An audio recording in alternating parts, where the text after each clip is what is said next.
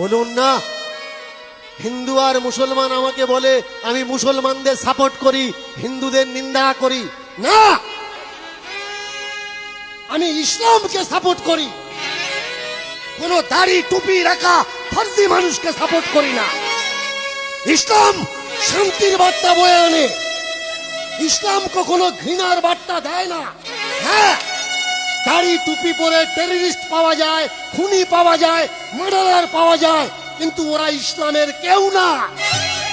শুনে রাখুন, ইসলামের হাদিস বড় শক্ত নিয়ম। ইসলাম কখনো কাউকে শেখায় না কোনো মানুষের মনে ব্যথা দাও। তবে শুনে রাখবেন, দাড়ি টুপি রাখলেই যে তারা মুসলমান না, ও কটা মোল্লা, ও কটা মুসলমান নয়। রোজা করছো, নামাজ পড়ছো, তুমি মোল্লা হতে পারো, মুসলমান নয়। তোমার দিল যদি সাফ না হয়, হাদিস বলছে, কুরআন বলছে, দিল যার সাফ নয় সে বান্দা কখনো মুসলমান হতে পারে না। এখানে যদি আমার মুসলমান ভাই কোনো থেকে থাকে, জিজ্ঞাসা করবেন দীনকৃষ্ণ ঠাকুর যে কথা বলেছে এটা ঠিক। দাড়ি আছে, টুপি আছে, কিন্তু তোমার দিনের প্রতি হিদায়েত নেই।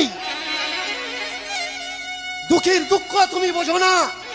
তোমার টাকা আছে, তুমি হজে যাচ্ছ, কিন্তু তোমার গ্রামের মানুষ খেতে পায় না। তুমি মুসলমান নয়। তুমি মোল্লা হতে পারো, কিন্তু তুমি মুসলমান নয়। দোকানদারি করছো, পাল্লা বাটকারায় কম দিচ্ছ, তুমি মুসলমান নয়। পিছনে মানুষের নিন্দা করছো, 5 ওয়াক্ত নামাজ পড়ছো না, দান খয়রাত দিচ্ছ না, দিনের কাজে লাগছো না, তুমি মুসলমান নয়।